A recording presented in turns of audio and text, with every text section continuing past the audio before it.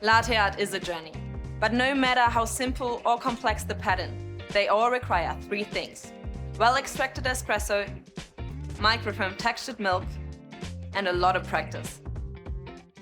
A high-pressure steam wand using a powerful steam pressure at around 130 degrees Celsius is essential for creating silky taste and velvety mouthfeel.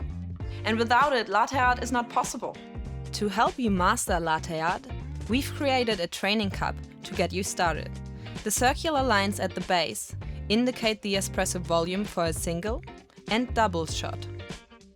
The curved line on the wall helps guide you when pouring microfoam. Let's see a demo. Start with the jug up high and tilt the cup to increase the surface area of the espresso, using the dotted line as a guide. Pour a thin, constant stream of microfoam to pierce the center of the crema.